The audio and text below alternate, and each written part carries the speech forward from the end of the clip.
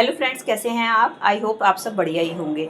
दोस्तों, काम तो हम सब करते ही हैं, लेकिन काम करते करते हम कई बार कुछ ऐसी प्रॉब्लम से घिर जाते हैं कि अगर हमें उनका सोल्यूशन ना मिले तो हमारा काम तो मुश्किल हो ही जाता है, साथ साथ हमारे समय और पैसे की भी वेस्टेज होती है। तो आज मैं आपके लिए कुछ ऐसी टिप्स एंड ट्रिक्स लेकर आई हूँ जो कि आपके काम को तो आसान बनाएंगी, साथ साथ आपके ढेर सारे पैसे की भी बचत करेंगी और आपका समय भी बचाएंगी। चलिए देर ना करते हुए आज की वीडियो शुरू कर लेते हैं अपनी पहली टिप से। मेरी पहली टिप होने वाली है दोस्तों कस्तूरी मेथी को लेके।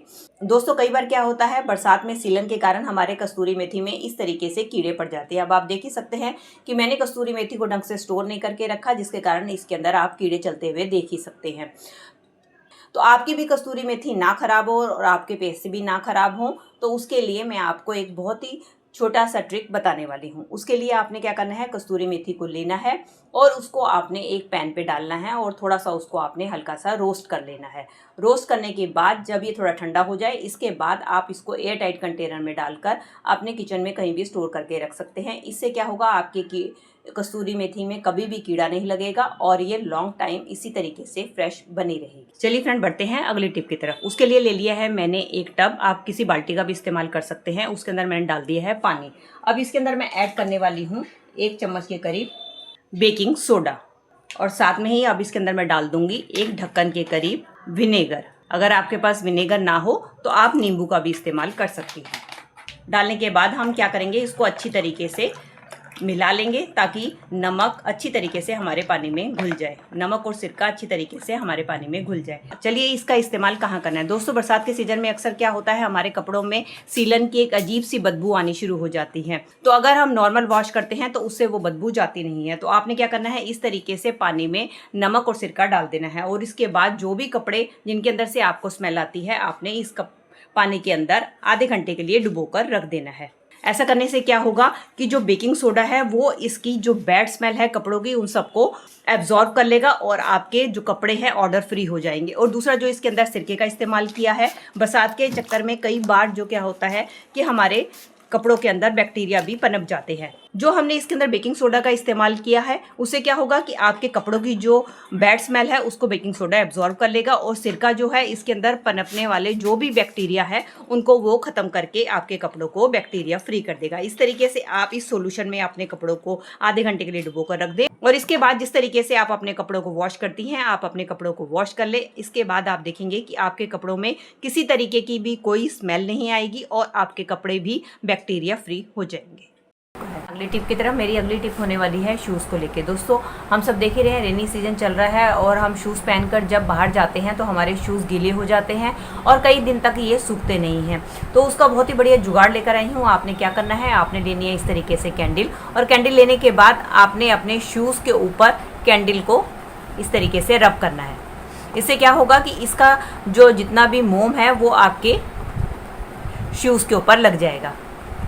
आप अपने शूज़ के चारों तरफ इस कैंडल को रब कर दें। इस तरीके से आपने आगे पीछे अपने दोनों शूज़ के ऊपर रब कर देना है। उसके बाद आपने लेना है ड्रायर और ड्रायर को आपने इसके ऊपर चलाना है। बस इस बात का ध्यान रखना है कि आपकी हीट ज़्यादा गर्म नहीं होनी चाहिए। ऐसा करने से क्या होगा कि इसके ऊपर जितना भी जो मोम है वो सारा मेल्ट होकर आपके शूज़ के ऊपर एक लेयरिंग बना देगा। और जब इसके बाद जब आप बारिश में जाएंगे और इसके ऊपर पानी पड़ेगा तो पानी जो है मोम के कारण फिसल के नीचे गिर जाएगा और आपके शूज़ एकदम सूखे रहेंगे, बिल्कुल भी अंदर से गीले नहीं होंगे। चलिए फ्रेंड्स, मेरी अगली टिप होने वाली है क्लीनिंग को लेके। अक्सर हम इस तरीके की छन्नी का अपने घर पे इस्तेमाल करते हैं। इस तरीके की प्लास्टिक की छन्नी भी होती है और हमारे पास लोहे की छन्नी भी होती है। तो हम क्या करते हैं, अक्सर जो लोहे की छन्नी को अगर हम क्लीन ना करें तो आप देख सकते हैं कि ये कितनी गंदी हो जाती है। अगर आपको दिख रही हो, वैसे तो मेरी ये टूटी हुई छन्नी है, इसको मैं किसी और चीज़ के लिए इस्तेमाल करती हूँ, लेकिन क्या है, ये रेगुलर इस्तेमाल के कारण ये इस तरीके से गंदी होनी शुरू हो जाती है। स्टील की छन्नी को हम ज़्यादा क्लीन करने के लिए क्या करते हैं, मोस्टली गैस के ऊपर रख के इसको हम सड़ा लेते हैं और इसके बाद इसको हम क्लीन करते हैं। लेकिन स्टील की छन्नियों के साथ तो आप ऐसा कर सकते हैं, लेकिन ये जो प्लास्टिक की छन्नी होती है इसको तो आप गैस के ऊपर नहीं सड़ा सकते क्योंकि इसके जलने का खतरा रहता है। तो इसको हम कैसे क्लीन कर लें, तो चलिए मैं आपको इसको क्लीन करने का एक बहुत ही आसान मेथड बताती हूँ जिसके जरिए आपकी छन्नी क्लीन भी हो जाएगी। और बाई चांस ये देखिए मेरी छन्नी, ये देखिए आपको दिख रहा हो तो ये देखिए मेरी छन्नी सारी की सारी बंद पड़ी हुई है और अंदर से बिल्कुल बुरी तरीके से गंदी हो चुकी है। अब मैं इसके साथ कोई भी चीज़ स्टेन करती हूँ तो मेरी चीज़ स्टेन नहीं होती। तो मैं इसको क्लीन करने वाली थी, तो चलिए मैंने सोचा ये हैक भी मैं आपके साथ शेयर कर दूं कि आप इसको ईजिली कैसे क्लीन कर सकते हैं।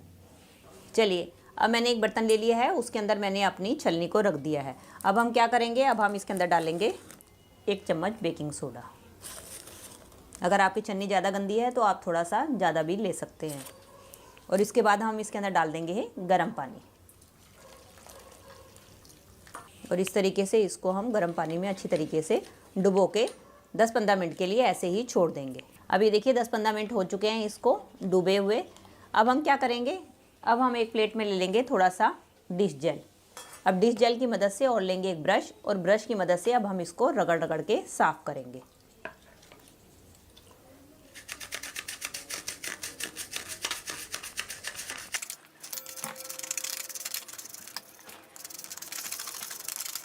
सारी तरफ से हम इसको डिश जेल को अच्छी तरीके से इसके लगा देंगे।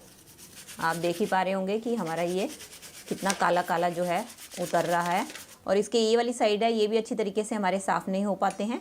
इसको भी हम अच्छी तरीके से ब्रश की मदद से क्लीन कर लेंगे। ये देखिए ये मैं साफ़ कर रही हूँ, आप देख ही पा रहे होंगे इसमें से कितना सारा डस्ट निकल रहा है, और हमारा पानी भी देखिए कितना गंदा होता जा रहा है।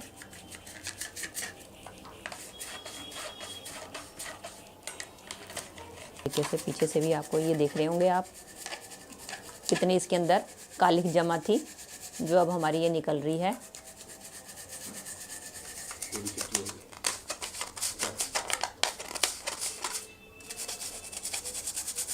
ये देखिए मैंने अच्छी तरीके से अपनी छन्नी को हर तरफ से ब्रश की मदद से रगड़ लिया है।